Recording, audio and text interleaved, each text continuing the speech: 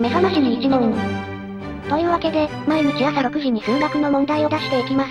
第1日目、問題はこちら。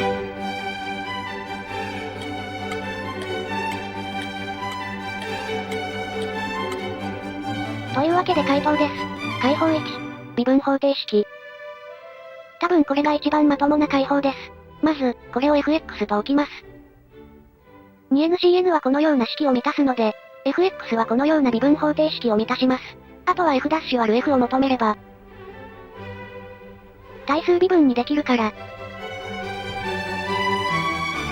初期値 f0 イコール1を加味すれば、答えは 1-4x 分の1ですね。なかなか綺麗に収まったんじゃないでしょうか。というわけで次は解法2、ウォリス積分。まず、このような積分を考えます。これを in と置くと、こうすれば、こうなのでこうで、こうだから、こうすると、こうでこうですね。というわけでこやつはこうなるから、シグマと積分を交換して、こうして、あとはただの積分計算ですね。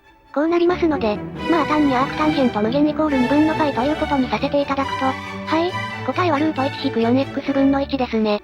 ちなみに、これを包含するこんな式があって、ガンマはこんな関数ですね。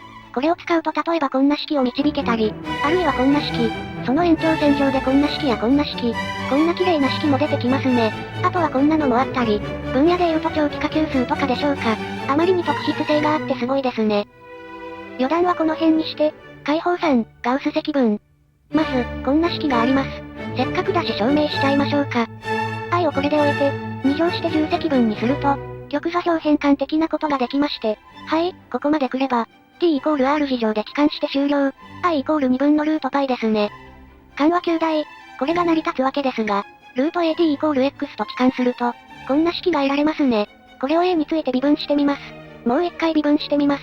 もう一回、さらにもう一回。というわけで法則性があって、これが成り立ちますね。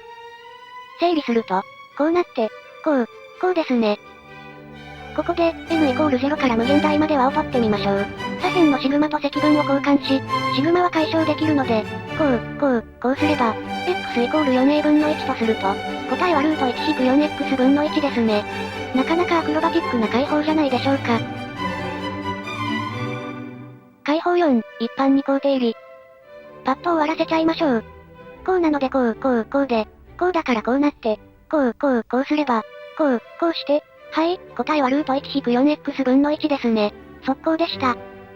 さて、私の知っている解法はこれで全部です。ついでに解法後の没案を紹介しておきましょうか。こちらです。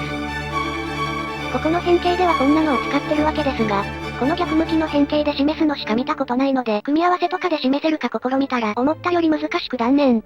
没となりました。誰か知ってたら教えて。あと普通に別の解法あったら教えていただきたい。というわけでこんなところで、おはようございました。明けおめ。